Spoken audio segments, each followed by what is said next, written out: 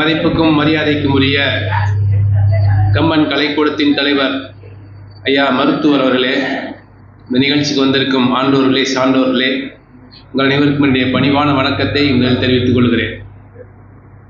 நம்முடைய வாழ்க்கையிலே எப்படி வெற்றி பெற வேண்டும் என்பதை பற்றி நாம் தொடர்ந்து சிந்தித்துக் கொண்டிருக்கிறோம்.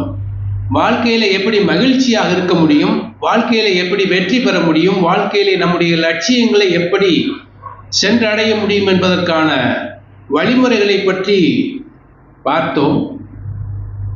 மனமது செம்மையானால் மந்திரங்கள் தேவையில்லை என்பதை பற்றி நான் நிறைய பேசியிருக்கேன். மனத்தை செம்மையாக வைத்திருந்தால் போதும், உங்களுக்கான வழி பிறக்கும் அப்படிங்கிறது தான் எல்லா உளவியல் அறிஞர்களுடைய கருத்தாக இருக்கிறது.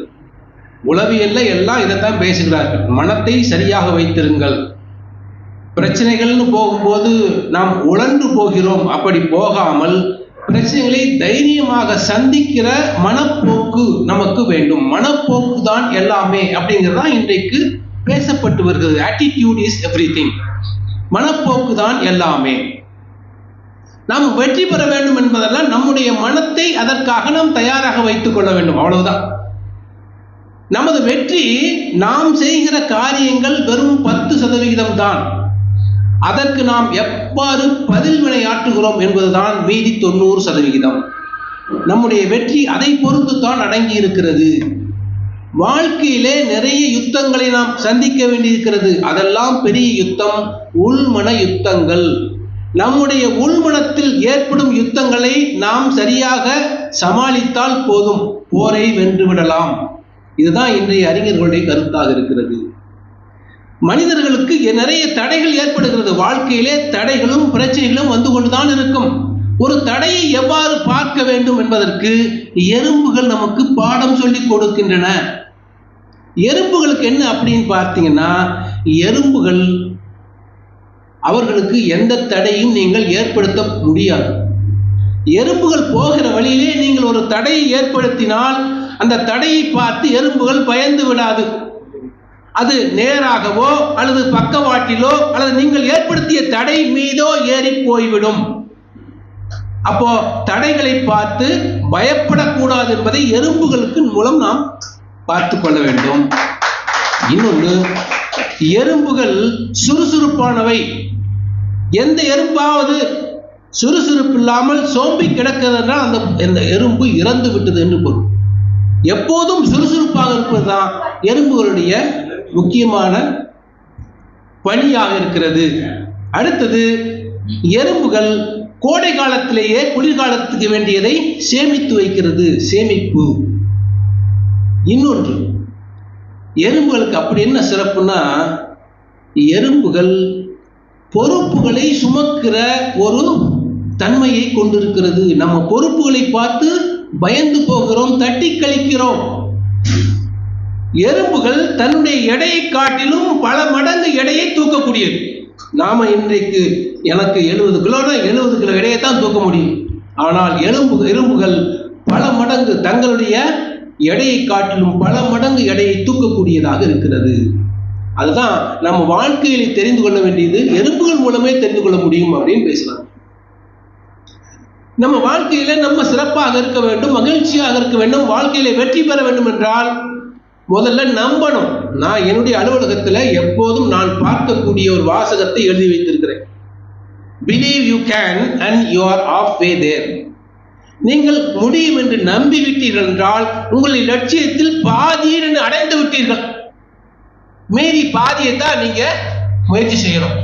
அப்போ நம்பிக்கை என்பது மிகப்பெரிய பலம் நமக்கு. எந்த வாழ்க்கையிலும் யாரும் தங்களுடைய லட்சியத்தை அடைய வேண்டும் என்றால் இந்த நம்பிக்கை அவசியமாக இருக்கிறது. இதுக்கு நம்முடைய காலத்தில் பல இந்த நேர்மறையான எண்ணங்கள், அது உடன்பாட்டு எண்ணங்கள், அது இருந்தால் போதும் அப்படிங்கிறத பத்தி நான் நிறைய பேசியிருக்கேன். எதிர்மறை எண்ணங்கள் நம்ம மனதில் இல்லாமல் உடன்பாடான எண்ணங்களை நாம் திரும்ப யோசித்துக் கொண்டிருந்தால் வாழ்க்கையிலே நீங்கள் எந்த லட்சியத்தை நோக்கி போகிறீர்களோ அந்த லட்சியத்தை அடைய முடியும் அப்படிங்கிறது நமக்கு பல வருஷமாக பேசப்பட்டு வருகிறது. நமக்கு தெரிந்த கதை தான். ஒரு மன்னன் தன் அமைச்சரவையில் உட்கார்ந்து பழம் சீவி கொண்டிருக்கிறான். விரல் அப்படியே வெட்டி துண்டாகி கீழே விழுகிறது. அதை பார்த்து கொண்டிருந்த அமைச்சர் அதுவும் நன்மைக்கேன்னு சொல்றார். அதை கேட்டவன் மன்னனுக்கு கோபம் வந்து விட்டது. என் விரல் வெட்டி கீழே கிடக்கிறது, நீ அதுவும் நன்மைக்கு என்று சொல்லுகிறாயேன்னு சொல்லி அவனை சிறை அடைத்து விடுகிறான். சிறைக்கு கொண்டு போன்னு சொல்லும் போது அதுவும் நன்மைக்கேன்னு போறார். கொஞ்ச நாள் கழித்து மன்னன் வேட்டைக்கு போகிறான்.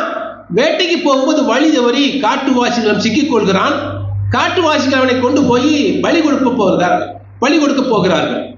அப்போ உடலை பார்க்கிறாங்க, அவன் கை வெட்டுப்பட்டிருக்கிறது விரல். ஊனமுற்றவனை என் காலிக்கு பலி கொடுக்க மாட்டோம் சொல்லி திருப்பி அனுப்பிச்சிடறான். அவன் திரும்பி வந்து விடுகிறான். மன்னன் வந்து உடனே அமைச்சரை கூப்பிடுகிறான். அமைச்சரே வாருங்கள், நீங்கள் சொன்னது சரிதான், அது நன்மைக்குத்தான். என் விரல் வெட்டி துண்டாகி போனது நன்மைக்குத்தான் சொன்னார். அவர் இன்னொன்று கேட்டாரு, சரி என் விரல் வெட்டி துண்டாகி போனது நன்மைக்கு சரி, உன்னை சிறைக்கு அனுப்பினேனே அது நன்மைக்கு தான் சொல்லி அது என்ன நன்மைன்னாரு.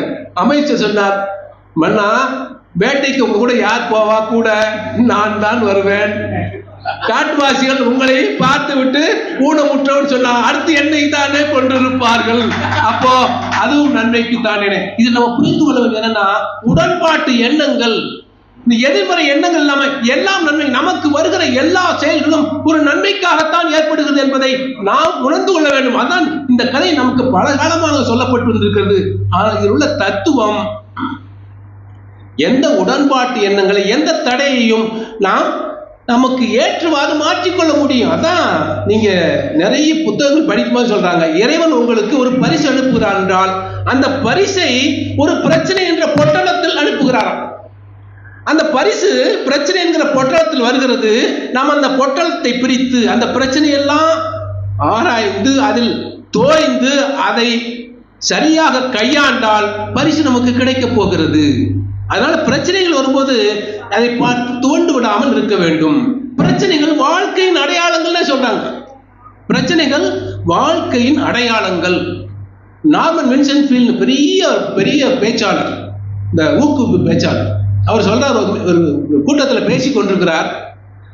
அந்த கூட்டத்தில் பார்த்துட்டு எல்லோரும் கேட்கிறார், உங்கள் வாழ்க்கையிலே பிரச்சனைகள் இருக்கிறதா? பிரச்சனை இருக்கிறதெல்லாம் கை தூக்குங்கள். எல்லாரும் கை தூக்கணும். யாருக்கு பிரச்சனை இல்லை? எல்லோரும் கையை உயர்த்தினார்கள். சரி, இந்த பிரச்சனைகள் எல்லாம் தீர்த்து கொள்ள வேண்டும் என்று விரும்புகிறீர்களா? அப்படி வேண்டும் என்று விரும்புகிறீர்கள், கையை உயர்த்துங்கள். எல்லாரும் உயர்த்தினார். அவர் சொன்னாரு, சரி, நான் வரும் வழியிலே ஒரு இடத்துக்கு போய்விட்டு வந்தேன். அந்த இடத்தில் இருப்பவர்கள் எல்லாம் நிம்மதியாக உறங்குகிறார்கள். அவர்களுக்கு எந்த பிரச்சனையும் இல்லை.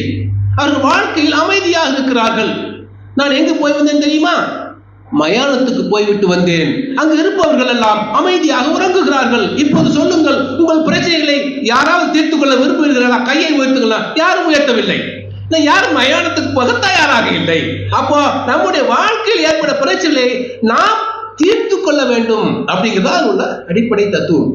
ஒண்ணுல ஒரு ஐடியில வேலை பார்க்கிற ஒருத்தர் வீட்டுக்கு வரார். களைப்பாக வேலை முடிந்து விட்டு வந்த உடனே பையன், அவருடைய சின்ன பையன் விளையாடி கொண்டிருக்கிறான்.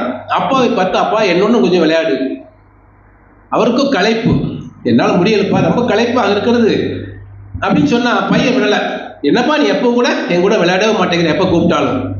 அப்போ என்ன செய்யறான், ஒரு புத்தகம் கிடக்கிறது, உலக வரைபட புத்தகம், அந்த மேல் அட்டையில் இருக்கு. அந்த பக்கத்தை உருவி அதை 10-20 கிழித்து கீழே போட்டு இந்த உலக வரைபடத்தை ஒட்டி முடிந்ததை கூப்பிட்டு நான் வந்து உன்னோட விளையாடுகிறேன். ஒன்று இவருக்கு தெரியும், இந்த உலக வரைபடத்தை ஒட்டுவது அவ்வளவு சாதாரணம் இல்லை, அதற்கு 1 மணி நேரமாவது ஆகும் அப்படின்னு நினைச்சிட்டு போயிட்டான். 5 நிமிடங்கள் கழித்து பையன் கூப்பிடுகிறான், அப்பா ஒட்டி விட்டேன் வா. எப்படின்னு சொல்லி இவனுக்கு ஆச்சரியம் தாங்கவில்லை. வந்து பார்க்கிறான், அருமையாக ஒட்டப்பட்டிருக்கிறது.